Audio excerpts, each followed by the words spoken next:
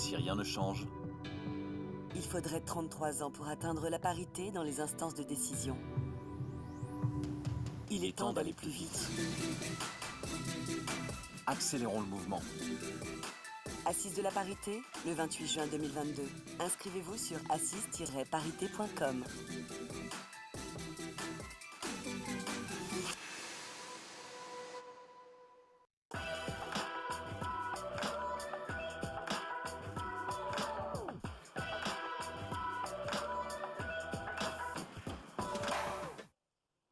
Voilà pour ces paroles d'étudiants, le recrutement égalitaire. On va continuer d'en parler.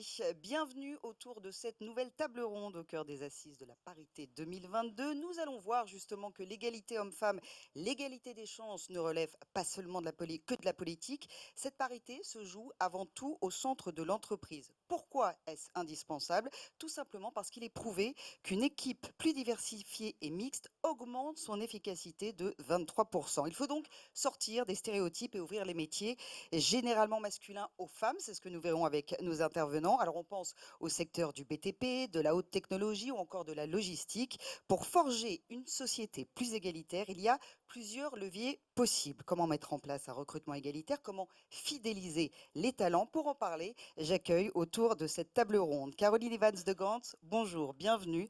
Vous êtes la directrice générale de Se Loger. Mélina David, bonjour, bienvenue également. Vous êtes directrice du développement des ressources humaines chez Altis. Laurence Suciati, bonjour. Vous êtes directrice Bonjour. des opérations chez Pénélope. Bienvenue également. Thomas Fröhlicher, vous êtes le directeur général de la Rennes Business School. L'école, on en reparlera, qui fait d'ailleurs ses 30 ans. Et puis, Robert Leblanc, vous êtes vous représentez le courtier, la société de courtage Daon. Vous êtes 1, 2, 3, je vais y arriver, le président Daon France, courtier en assurance. Alors, pour commencer sur ces secteurs qui justement ont du mal à recruter au niveau des femmes. On va commencer avec vous, Mélina David. Vous avez du mal dans ces secteurs à recruter des candidates. Votre secteur typiquement manque de femmes. Il y a beaucoup d'ingénieurs hommes. Vous représentez l'un des secteurs où la parité est la plus difficile à mettre en place. Et dans vos services, vous me dites si je me trompe, les femmes représentent un quart seulement des effectifs. Alors, effectivement, mais alors pas un quart des effectifs de l'entreprise. Heureusement que on a plus de femmes qu'un quart, mais sur nos filières techniques, nos métiers techniques, effectivement, ce sont seulement un quart des postes qui sont occupés par des femmes, donc sur les branches de télécom, système d'information. Et donc, pour rebondir par rapport à votre introduction, le sujet de la parité, pour nous, il ne se situe pas au niveau du processus de recrutement, puisque on est un groupe qui serait ravi d'augmenter le nombre de femmes sur tous ces postes, et notamment sur les postes de la filière technique, que ce soit sur nos entreprises des télécoms ou sur nos entreprises des médias. Notre problématique à nous, elle est d'avoir des candidates, et qui est une problématique qu'on partage avec les écoles qui forment au métier des nouvelles technologies et au métier du numérique, qui eux-mêmes donc manquent de jeunes femmes. C'est-à-dire que dans les CV que vous recevez, essentiellement, ce ne sont que des jeunes hommes. Alors ce ne sont sans généralité, mais ce sont essentiellement effectivement des hommes, parce qu'aujourd'hui, les jeunes femmes s'orientent peu sur les métiers du numérique, alors qu'aujourd'hui, c'est aussi le numérique, c'est ce que chaque enfant, jeune, utilise soit au travers de son téléphone. Donc c'est du matériel qui est indispensable pour eux, mais quels sont les métiers derrière qui se cachent, c'est encore méconnu. Donc l'idée, c'est de rendre plus attractifs ces secteurs typiquement masculins. Caroline Evans de Gand, je me tourne vers vous. Vous avez, par ailleurs, vous êtes la directrice générale de Se Loger, mais exercé des responsabilités chez Google. Avez-vous l'impression qu'en tant que femme, dans ce secteur très masculin, vous avez eu l'impression de faire davantage vos preuves au moment du recrutement? Donc déjà, suite à 20 ans dans la technologie entre la France et les États-Unis, clairement, il y a des secteurs où c'est plus difficile de recruter, de fidéliser. Donc, l'enjeu et levier de performance qui est la parité, c'est un enjeu clé pour nous chez Aviv, Groupe Se Loger et Meilleurs Agents en France. La parité, ça commence tôt. Il y a des études qui montrent que c'est entre 5 et 7 ans que les gens commencent à être réfléchis à l'école. Donc c'est tôt, il faut commencer tôt pour non seulement intéresser, mais pour commencer à recruter. Je pense que pour nous, dans les filières technologiques surtout, la tech, la data, le product development, c'est sur ces métiers-là où il faut vraiment mettre l'accent. Et Et est-ce que nous, les stéréotypes ont la vie dure? C'est-à-dire que on continue, inconsciemment ou non, de penser que les scientifiques, les études scientifiques seront davantage pour les garçons et les études plus littéraires pour les femmes. mais je pense que si on demande, j'ai 2 enfants, une fille et un garçon, si on demande à ma fille qui a 5 ans, il n'y a pas de différence, mais à partir de 8-9 ans, dans les écoles, ça commence à faire une différence. Donc pour nous, pour recruter les filles, surtout dans les filières techniques, on met en place des partenariats pour aller chercher des femmes, les décodeuses, pour en parler, c'est une association avec laquelle nous travaillons, pour identifier, recruter, faire des stages techniques pour des femmes en reconversion, parce que je pense qu'on n'est pas sur les questions d'égalité, mais sur equity. Et pour avoir l'equity dans le recrutement, c'est ça, les partenariats. Je me tourne à présent vers vous, Thomas Fröhlicher, directeur général de la Rennes Business School. Votre établissement a du mal à recruter des femmes enseignantes et des chercheuses. Il faut rappeler que 95% de vos enseignants et de vos chercheurs viennent de l'étranger. Qu'est-ce que ça veut dire que changer de pays, être plus mobile, c'est plus compliqué lorsqu'on est une femme? On a un sujet, vous aviez dit qu'on existe depuis 30 ans, donc on recrute. On se rend compte qu'aujourd'hui, alors qu'on n'a jamais souhaité ça, évidemment, on a un tiers de professeurs femmes et les 2 tiers des professeurs qui sont des hommes sur 105 enseignants-chercheurs permanents. Donc c'est un sujet. Ça fait 2 ans qu'on arrive à recruter à l'équilibre. On a recruté 15 personnes, 15 nouvelles personnes l'an dernier et 15 nouvelles personnes cette année. Les gens viennent de différents continents. Là, c'est un trait. En fait, en général, on change au moins d'un continent quand on fait ce choix d'aller s'expatrier pour être enseignant-chercheur dans une autre institution. Donc on est exactement sur une dynamique de recrutement comme toutes les entreprises aujourd'hui le sont, un marché très compétitif. Et en plus, on recrute maintenant des gens qui ont 10 ans ou 15 ans d'expérience au moment de nous rejoindre. Donc il y a derrière ça les problématiques que tout le monde connaît, je pense, dans cette table ronde, qui sont celles du conjoint, des enfants. Enfin, tout ça vient évidemment s'agréger.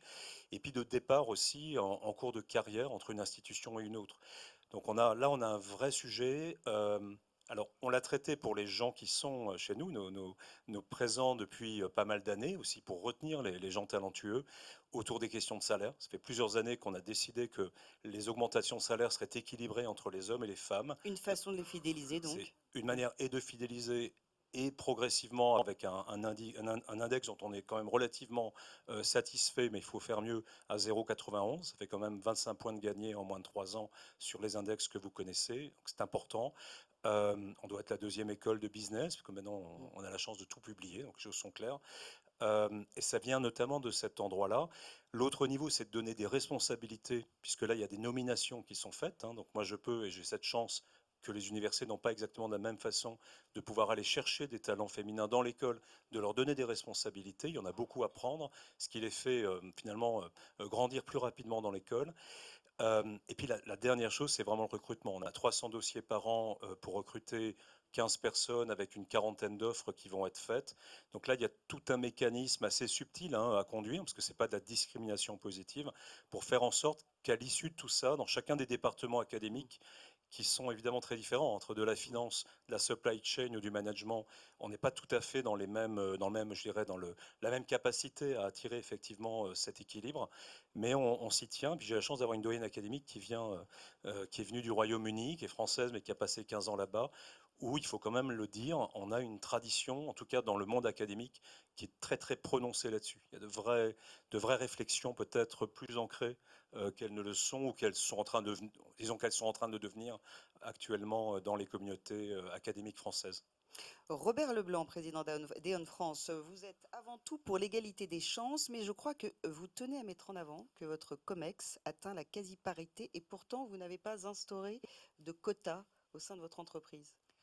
En effet, et bon, 42% de femmes dans le COMEX, c'est un score, je pense, aujourd'hui dont on peut être fier.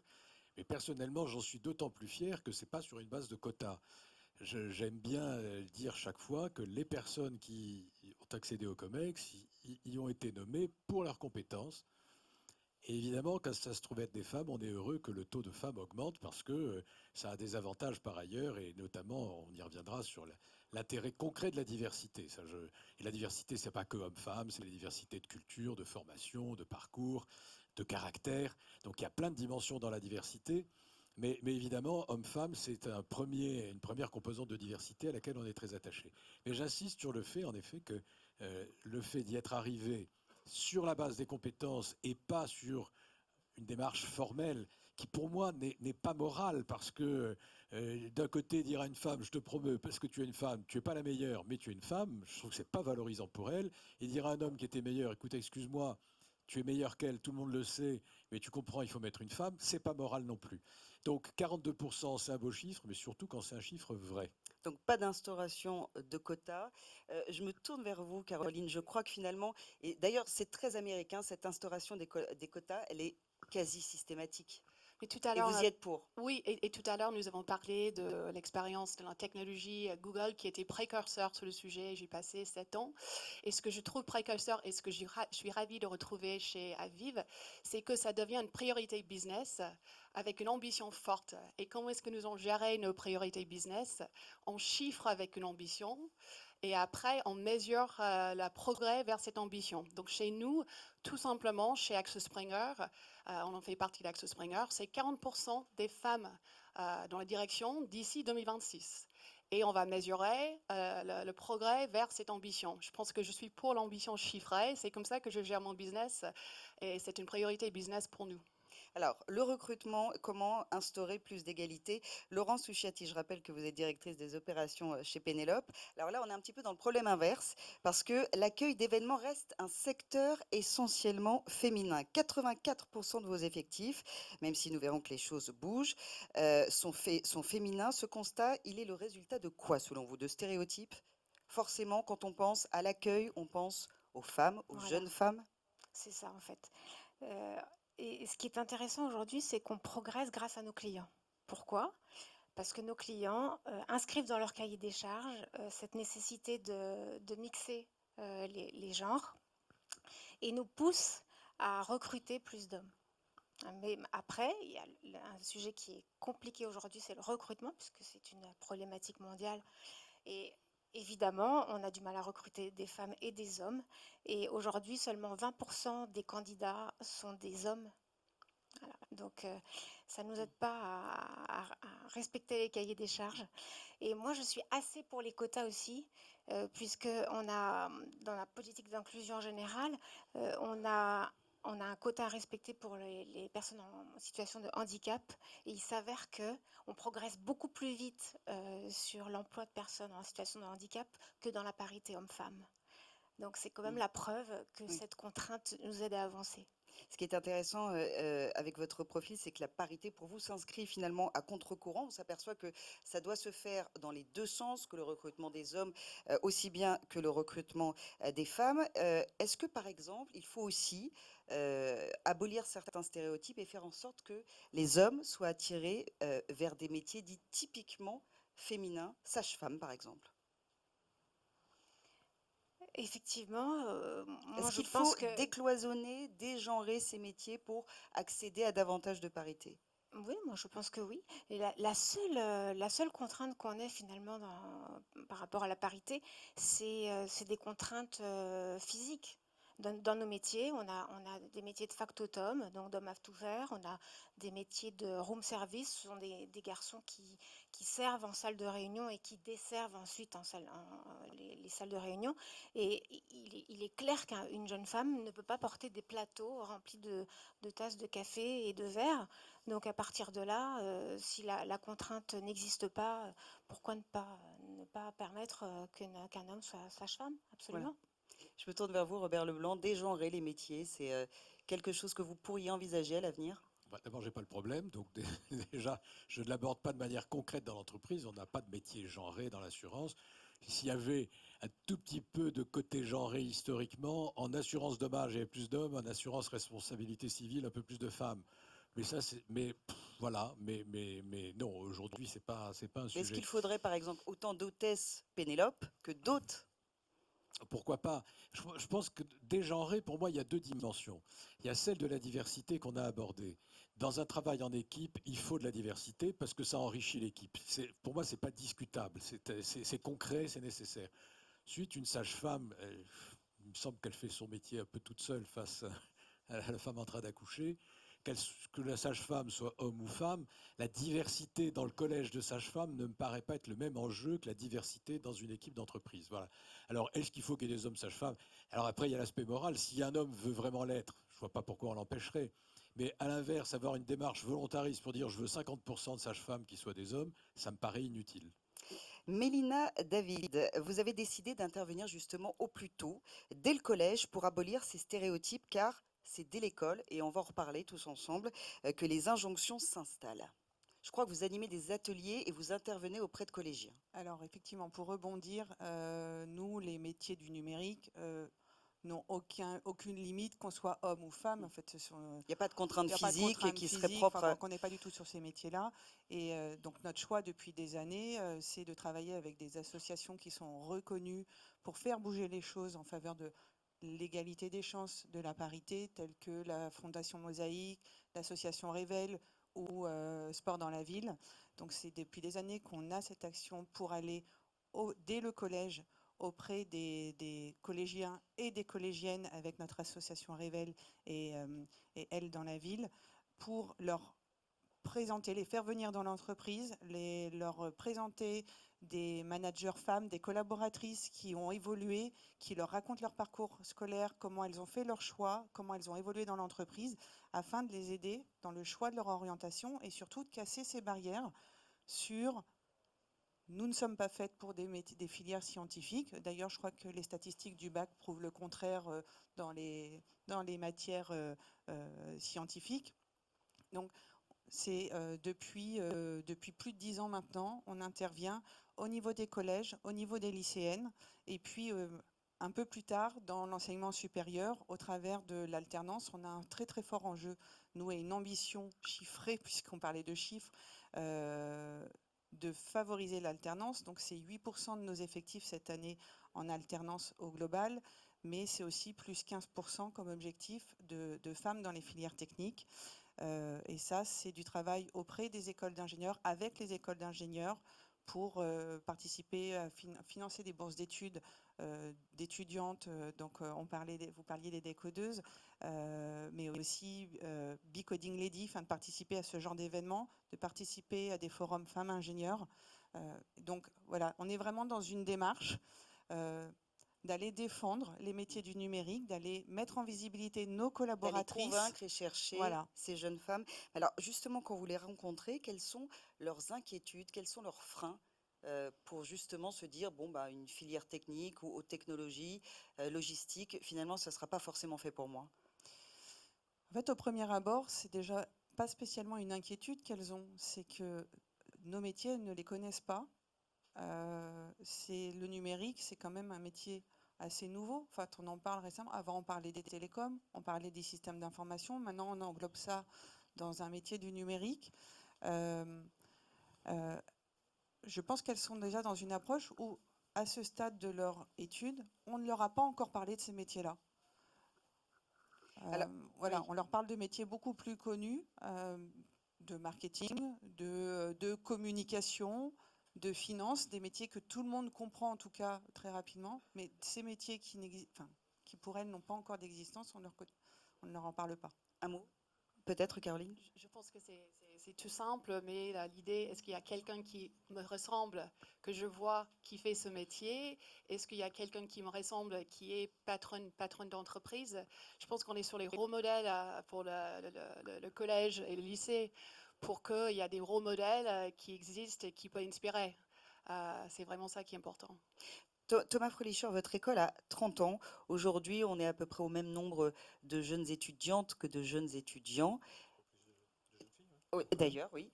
Qu'est-ce qui s'est passé depuis 30 ans? J'imagine que la situation a évolué. Alors, dans les écoles de management, il y a eu une évolution. Je me rappelle même une époque, je pense, où peut-être pas délibérément, il y avait l'idée qu'il fallait faire attention, parce que dans les classes préparatoires notamment, on avait beaucoup plus de filles que de garçons. Tout ça, c'est il y a très longtemps. Je pense que là, je suis même au-delà des 30 ans. Je suis beaucoup plus ancien d'ailleurs que mon école. Euh, Ce que je voulais simplement peut-être souligner, moi j'ai la chance d'être actif à la conférence des grandes écoles. On retrouve beaucoup d'écoles d'ingénieurs, plus que d'écoles de management. Euh, et dans ce contexte-là, évidemment, on a ce sujet de s'assurer en fait qu'on aura de plus en plus de femmes qui viendront dans les grandes écoles. Et ça commence effectivement très très tôt. Le baccalauréat français doit évoluer de ce point de vue-là, parce qu'il nous a fait même un petit peu régresser, mais pas volontairement. Mais il y a des évolutions qui sont en train de se faire. On a jeudi, alors moi je préside la commission internationale de la conférence des grandes écoles. Et quand on parle de métiers genrés, il y en a un et auquel on ne pense pas forcément, ce sont les carrières internationales où en fait on est sur 20% de femmes pour 80% d'hommes en fait, de façon relativement répandue partout à travers la planète. Jeudi, on a eu la chance avec des associations comme Elle Bouge, où on reparlait évidemment de l'accès à la technologie, aux métiers techniques, avec Will, avec les Mariannes, qui sont des mouvements qui ont été créés par des ambassades françaises au Mexique et en Argentine, ou encore avec les conseils du commerce extérieur en Inde, qui lancent une initiative justement vers les femmes dans ces carrières-là. On retrouve vraiment le même sujet. Et ce qui m'a beaucoup frappé, et ça rejoint, je crois, ce qu'on est en train de faire aujourd'hui, c'est que finalement, ce qui est ressorti des témoignages de femmes ayant de très belles carrières à l'international, mais ayant eu beaucoup de difficultés peut-être à les mener ou à s'y lancer complètement, c'est l'importance des réseaux. En fait, on a travaillé là-dessus. Si vous voulez, le, les hommes vont plus facilement et plus rapidement, pour des questions de temps aussi en début de carrière, s'investir dans des réseaux qui se jouent en dehors de leur temps de travail, Oui, mais ce que les femmes s'investir, ne vont pas pardonnez-moi, mais forcément s'investir faire. dans ces réseaux, c'est chronophage, ça prend du temps et souvent C'est ces femmes n'en ont pas, elles en manquent parce qu'il y a aussi c'est le des voilà. enfants à la maison, malheureusement. C'est très clairement le témoignage qu'il y a eu. Et là, on parlait de rôle modèle et de choses comme ça. On a beaucoup discuté de ça. On voit bien que là, il y a vraiment quelque chose qui doit être transformé, qui est en train de se transformer et qu'il faut beaucoup, beaucoup travailler là-dessus. Je terminerai juste d'un mot pour dire à quel point la conférence des grandes écoles, dans son baromètre des rémunérations, je ne veux pas oublier de le dire, se désole quelque part de voir encore un gap en début de carrière. C'est au moment où on a le premier job, où là, il y a encore autre chose probablement à dire. Alors, je vais reprendre justement un chiffre que vous m'aviez donné, vous me corrigez si je me trompe. Je crois qu'à la sortie de votre école, à compétences égales, il y a un gap de 5% entre Alors, les femmes et les hommes. alors j'espère que ce n'est pas le cas sur mon école en particulier. Ça, Enfin, c'est un sur les, chiffre. voilà, On est global, sur l'ensemble des tout à fait. diplômés des grandes écoles dans le baromètre annuel. Le gap se réduit légèrement, mais il reste là, ce qui en 2022 est extrêmement problématique et qui renvoie à plein de choses. Est-ce que ce sont les recruteurs? Est-ce que c'est les conditions dans lesquelles les négociations d'un premier job se réalisent qui doivent être vues? Et on forme effectivement dans les écoles aujourd'hui spécifiquement nos femmes futures diplômées à savoir gérer cette situation et à être bien consciente de ce qui se joue sur un premier job qui, 3 ou 4 ou 5 ans après, évidemment, peut créer un gap beaucoup plus important que ça. Donc il faut absolument qu'on aille au bout de cette démarche en essayant peut-être de viser le 0% et pas le moins 5% pour les hommes. Mais bon, Vous diriez, Mélina, qu'il pourquoi faut aussi justement peut-être préparer Alors, davantage oui, ces jeunes femmes à ces premiers je recrutements? trouve que c'est très important parce que effectivement, si on devait constater un écart dans le processus de recrutement, les hommes sont beaucoup plus sur la attachent de l'importance sur la négociation de leur salaire, de leur statut, de ce qu'ils vont, du statut qu'ils vont avoir dans l'entreprise, et que les jeunes femmes, effectivement, sont peut-être moins préparées, mais en tout cas n'ont pas ce niveau d'attache au salaire d'embauche. Enfin, donc, effectivement, je rejoins tout à fait ce que vous dites. On le constate dans les processus de recrutement. Euh, Mais est-ce qu'il n'y a pas aussi un problème de confiance en soi, inconscient ou non, de la part de ces femmes? J'allais dire que parfois, on peut se poser des questions, est-ce qu'il faut s'imposer? Mais est-ce que ma réponse est oui, si m'imposer consiste à postuler pour des postes où j'ai que 60% des compétences, si m'imposer s'agit de négocier 2 fois le salaire de base qui a été proposé, si m'imposer consiste de préparer une organisation familiale parce que la parité commence à la maison, oui, et je pense que ces conseils concrets, ça peut aider peut-être dans ce qui peut être perçu comme la confiance en soi, mais c'est peut-être autre chose. Et puis ce qui peut aussi faire peur à ces jeunes femmes, c'est la question de la maternité, parce que ce que l'on redoute le plus, c'est une fois qu'on revient de congé maternité, va-t-on retrouver son poste? Et malheureusement, aujourd'hui, c'est toujours une question qu'on se pose. Je me tourne vers vous, Laurence Fufiati. Oh si, quand même, un petit peu. Heureusement, j'ai l'impression qu'on n'en est quand même plus là. Euh, En tout cas, nous, chez Ça Pénélope, peut on être n'a une pas. inquiétude en tous les cas. Ça peut être une inquiétude, mais ça me paraît quand même un peu daté comme inquiétude. Je pense que les jeunes femmes retrouvent leur poste. En revanche, c'est en termes d'évolution dans l'entreprise que ça se joue. Et d'ailleurs, les 5% dont on parlait, je pense que plus on avance dans la carrière, plus le pourcentage augmente. Je ne sais pas si vous avez ce chiffre entre les salaires hommes-femmes sur un même poste sur plusieurs années d'ancienneté. Je sais pas, ça me paraît, c'est drôle parce que 5%, ça me semble faible comme gap. Mais 5%, c'est vraiment à l'embauche, c'est à Voilà, la à sortie des l'embauche. écoles. Voilà. Oui, Et oui. après, il Et a après, tendance à. cet écart se creuse. Oui. Donc ensuite, pour à la question que vous me posez, moi je répondrais que c'est pas tant cette crainte-là, c'est le fait de pouvoir grimper dans la hiérarchie de l'entreprise avec des enfants. Je pense que le management s'inquiète de votre disponibilité. Mais c'est drôle parce que pour moi, le confinement a beaucoup aidé. C'est-à-dire que les sociétés se sont retrouvées à manager à distance avec des femmes qui ont travaillé de chez elles. Et j'ai l'impression que ça nous a aidés, nous les femmes, à prouver que notre efficience, en fait. On a tous été confinés, les hommes, les femmes, et on a pu montrer que on était peut-être dans la journée, parce qu'évidemment, on était à la maison. Chacun puisse mettre à la place de l'autre. Voilà, on travaillait, mais on s'occupait aussi beaucoup des enfants, à leur faire leurs devoirs. Il suffit d'en avoir 3, 4, et là, c'est. Mais je pense que les femmes compensaient le soir, une fois les enfants couchés, pour réaliser leurs tâches. Et je pense que là, on a eu vraiment l'opportunité de montrer à quel point on était efficace et efficiente. Et je pense que ça a été une vraie chance pour nous, cette période vécue. Je ne sais pas Robert ce que vous en Leblanc. pensez, mesdames. Alors, si je veux peut-être. Qu'en pensez-vous, Caroline? Je pense que j'allais rebondir sur la question de la maternité, parce que c'est pas une question est-ce que c'est un frein, mais la data, ça démontre qu'il y a un écart qui se creuse autour de la maternité. Donc même si de l'accompagnement avant, pendant et après active, pour que cet écart ne se produise pas, je pense qu'il faut quand même veiller à ça. Nous avons, par exemple, une reprise suite à la congé mat de 2 semaines en temps partiel payé à 100%, justement pour que cet accompagnement après que les femmes reviennent sur leur poste. Mais sur la question posée, je pense que oui, le confinement a égalisé. Le Covid a égalisé beaucoup de choses. On s'est mis à la place de l'autre. Tout le monde était derrière l'écran. Il n'y avait plus de questions de voyage. C'était, oui, un égalisateur. Oui. Mélina, vous partagez ce point de vue? Oui, alors moi je mettrais un bémol. En fait, pour moi, le sujet, congé maternité ou pas, c'est pas la maternité. Aujourd'hui, la problématique, c'est quand même l'équilibre. Mais du point de vue du confinement, justement, cette Alors, espèce de répartition des tâches où finalement chacun a été sur un pied était d'égalité, sur sur un la pied façon de d'égalité. gérer sa journée, tout le monde dans la même maison, tout le monde parents à tour de rôle. Donc oui, je partage.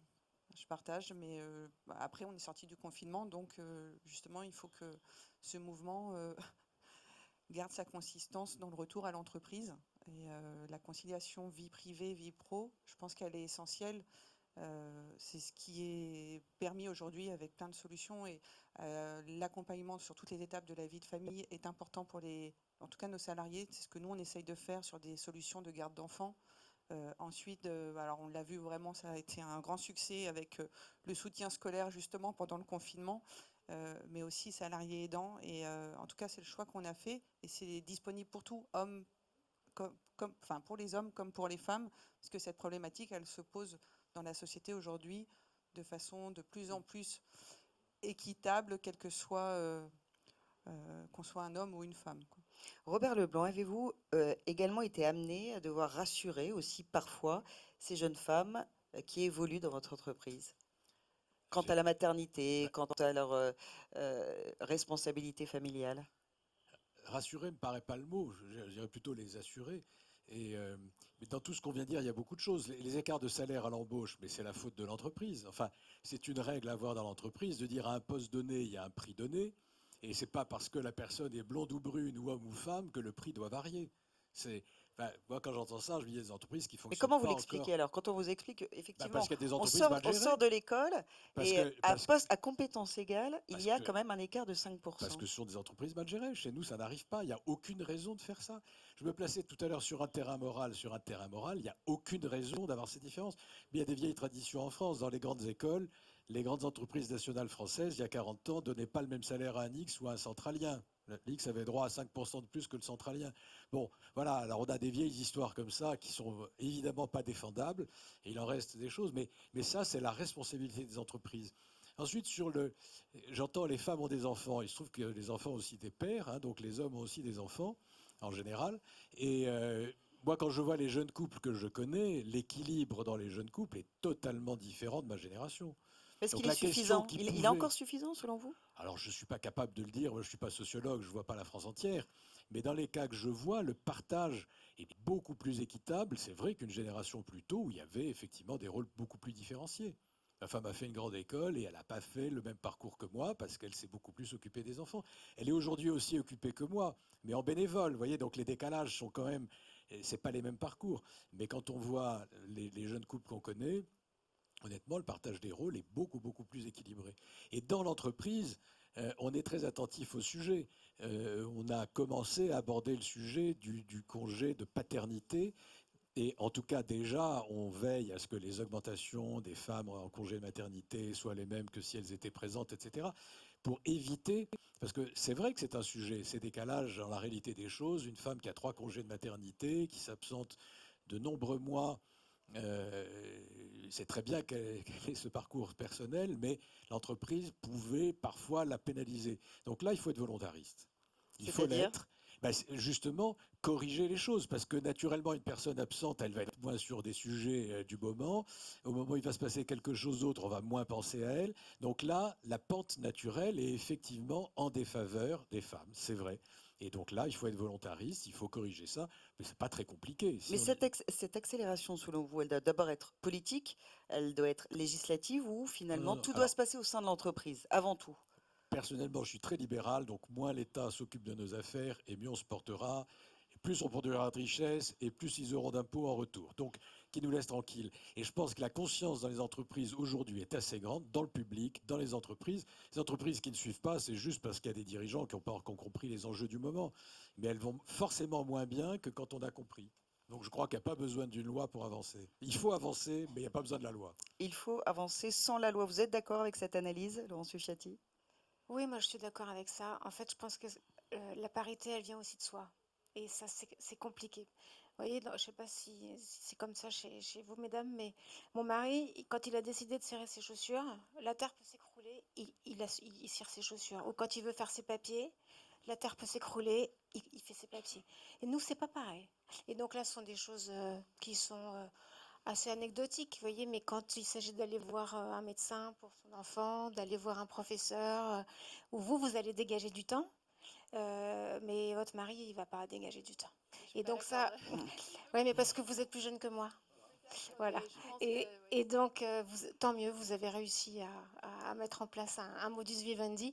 Et moi, j'ai Donc vous encore reconnaissez beaucoup à faire. à la maison, Oui. la répartition des tâches n'est pas encore tout à fait égalitaire. Voilà. En tout Oui, cas, mais je pense qu'il y j'ai a- pas fait ce qu'il fallait. Il n'y a pas d'exemplarité autour de la question. Donc le but, c'est pas d'être exemplaire. Ça n'existe pas, ça n'existera jamais. Donc c'est pas du tout le propos, mais c'est plutôt que oui, ça commence à la maison et que c'est bien pour tout le monde que les parents soient présents et que les congés parentaux, paternels et maternels sont possibles et que ouais, c'est une bonne chose pour tout le monde d'être paritaire sur ces questions. Oui. D'où l'importance, selon vous, de l'instauration des quotas. C'est pas une question sur les congés parentaux, c'est plutôt Non, là, je une revenais question sur les quotas. sociétale. Oui, oui. Ça n'a rien à je lis pas à la question de l'ambition chiffrée qu'il faut avoir, mais que c'est important d'avoir ces dispositifs. Et c'est en France, par exemple aux États-Unis, par exemple, où ça n'existe pas du tout. On a une chance énorme en France d'avoir ça en socle social qui existe.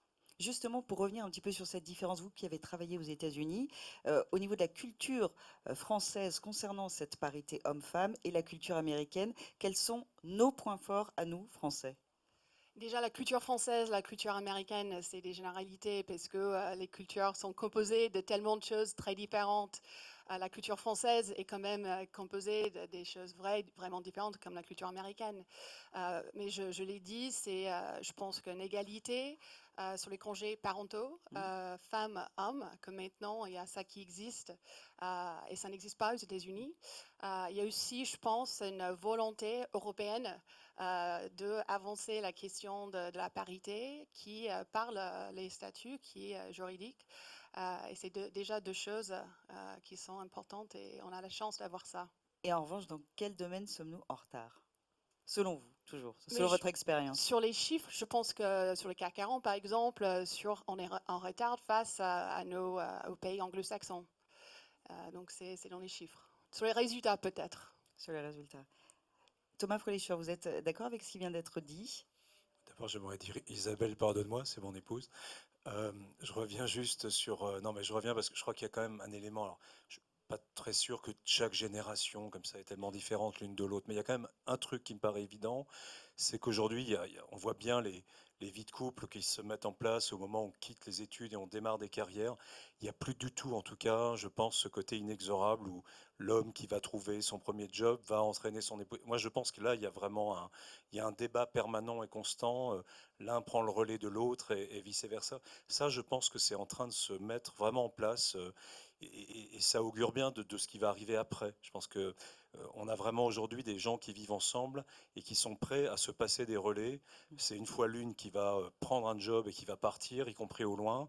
Moi, dans mon école, on va volontiers à l'étranger encore aujourd'hui, et c'est très bien comme ça, quoi. Et là, je pense qu'il y a des choses qui se jouent qui sont vraiment intéressantes. Même Parce- s'il y a quelques années, dans un couple, si l'homme gagnait moins d'argent que la femme, il le vivait mal. Alors, on avait tout ce contexte-là, mais je pense qu'on peut. Enfin, moi, je me permets de parler à l'imparfait. Après, je suis comme vous, je n'ai pas de chiffres à l'appui de ce que je suis en train de dire là. C'est un vécu, c'est des diplômés qu'on rencontre quand même très régulièrement.